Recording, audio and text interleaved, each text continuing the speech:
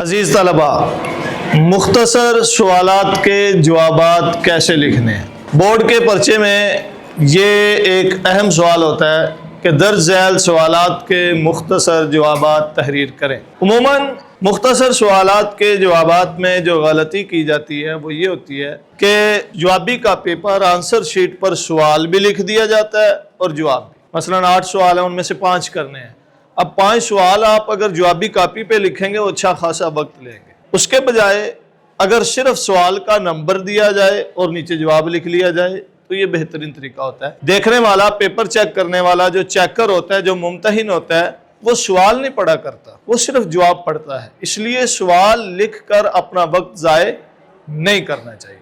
تو اولاً سوال کبھی بھی جوابی کاپی پہ نہیں لکھنا۔ دوسرا جو غلطی کرتے ہیں وہ یہ 8 سوالوں میں سے 3 کرنے ہیں یا 5 کرنے ہیں، تو تیسرا سوال اٹھا کے اس کا جواب کرنے لگے ہیں تو اوپر لکھیں گے نمبر 1۔ بھائی آپ تیسرے سوال کا جواب دے رہے ہو، ہونا یہ چاہیے کہ جس سوال کا جواب دے رہے ہیں اسی کا نمبر لگائیں۔ آپ نے 5 کرنے ہیں، وہ ترتیب کے اعتبار سے 5 پورے ہو جائیں گے، لیکن جب آپ جواب لکھ رہے ہیں، جس سوال کا جواب لکھ رہے ہیں اس سوال کا نمبر دیکھیں کون سا ہے۔ پھر جب جواب لکھیں گے تو اوپر وہ سوال کا نمبر لگانا ہے، اپنی ترتیب کے اعتبار سے نمبر نہیں لگانا۔ فرض کریں میرے پاس یہ پہلا سبق ہے جماعت نحوم کی اردو کی جو کتاب ہے اخلاق حسنہ۔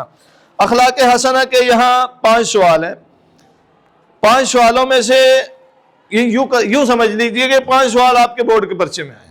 ان میں سے آپ نے 2 سوالوں کے جواب لکھنے ہیں۔ کتنے؟ اب آپ کو 5 میں سے دوسرا آتا ہے اور آپ کو 5واں آتا ہے، تو کیا لکھیں گے؟ Number 1 number 2؟ نہیں بھائی، آپ نے یوں کرنا ہے کہ دوسرے سوال کا جواب آتا ہے تو آپ نے ایڈنگ دینی ہے نمبر 2۔ نمبر 2 کی ایڈنگ دے لی۔ نمبر 2 کی ایڈنگ دینے کے بعد آپ نے جواب جو لکھنا ہے اس کی ایڈنگ بنا لے تو بہتر ہوتا ہے۔ مثلا آپ صلی اللہ علیہ وسلم گھر کے کس نوعیت کے کام کاج کرنے کو آر نہیں سمجھتے تھے؟ یہ سوال ہے۔ یہاں ایڈنگ ہو جائے گی گھر کے کام، گھر کے۔ اچھا، یہ ایڈنگ دینے کا مقصد یہ ہوتا ہے کہ چیکر کو معلوم پڑ جاتا ہے کہ اس کو جواب آتا ہے کہ نہیں آتا۔ جب آپ کی ایڈنگ درست ہوگی تو مطلب یہ ہے کہ اس کو جواب بھی آتا ہے۔ جو ایڈنگ بنا سکتا ہے وہ جواب بھی دے سکتا ہے۔ تو کوشش کیا کریں کہ نمبر لگایا، نمبر لگانے کے بعد جواب کی ایڈنگ دے دی۔ ایڈنگ دینے کے بعد اسی کے نیچے لکھ رہے ہیں، اس کے سامنے لکھ رہے ہیں کہ نبی اکرم صلی اللہ علیہ وسلم ہر قسم کے کام کر لیا کرتے تھے، کسی کام کو کرتے ہوئے آر محسوس نہیں کرتے تھے۔ یہاں جواب مکمل ہو گیا اور ادھر آپ نے ساتھ ختمہ لگا دینا، ساتھ ہی آپ نے ختمہ لگا دیا۔ اچھا، یہ آپ کو دوسرے سوال کا جواب آتا تھا، وہ آپ نے کر لیا، اور جو دوسرا آپ نے کرنا ہے وہ 5واں کرنا ہے۔ آپ کو 5ویں سوال کا جواب آتا ہے کہ آپ خاتم النبیین صلی اللہ علیہ وسلم کا پڑوسیوں کے بارے میں کیسا سلوک روا رکھنے کا فرمان ہے۔ اب آپ کس سوال کا جواب لکھنے لگے؟ 5ویں۔ کس سوال کا؟ کرنے ٹوٹل کتنے تھے؟ 2۔ دوسرے والے کا آپ کو جواب آتا تھا وہ آپ نے لکھ لیا، اور اس کے بعد آپ کو 5ویں کا جواب آتا تھا تو آپ نے یہاں جہاں پہلا مکمل ہو گیا ہے یہاں بیچ میں چھوٹی سی سطر لگا لیں، چھوٹی سی لائن کھینچ لیں، ٹھیک ہے، خط لگا لیں تاکہ یہ نشان باقی رہے کہ یہاں پہلے سوال کا جواب ختم ہو چکا ہے، جو میں نے پچھلا جواب لکھا تھا وہ مکمل ہو گیا۔ اس کے بعد یہاں ایڈنگ کون سی دیں گے؟ نمبر 2 دیں گے۔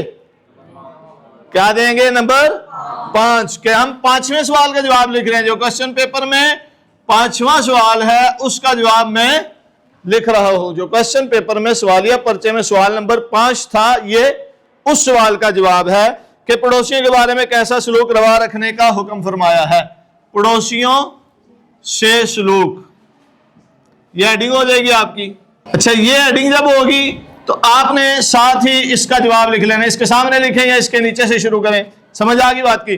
یہ آپ نے 2 سوالوں کے سوال تھا کہ 5 میں سے کوئی سے 2 سوالوں کے جواب لکھیں، تو آپ نے دوسرے سوال کا جواب لکھا اور 5ویں سوال کا جواب لکھا، لیکن آپ کے 2 مجموعی طور پر 2 سوالوں کے جواب ہو چکے ہیں۔ 2 سوالوں کے جواب یہ حصہ آپ نے مکمل کر لیا۔ یہاں پھر آپ نے لائن لگا دینی ہے۔ اب کرنا کیا ہے؟ ترتیب یاد رکھنی ہے۔ مختصر سوالات کا جب جوابات لکھنا شروع کریں تو اس میں سب سے پہلے آپ نے ایڈنگ دینی ہے مختصر سوالات کے جوابات۔ وہ سوال نمبر جو بھی ہو، 1 ہو، 2 ہو، 4 ہو، 5 ہو، اوپر نمبر لگا لیا، ٹھیک ہے، مین سوال کا۔ اس کے بعد ایڈنگ دے لی مختصر سوالات کے جوابات۔ اس کے بعد آپ نے نمبر لگانا ہے، ایڈنگ دینی ہے، جواب لکھنا ہے، نمبر لگانا ہے، ایڈنگ دینی ہے اور جواب لکھنا ہے.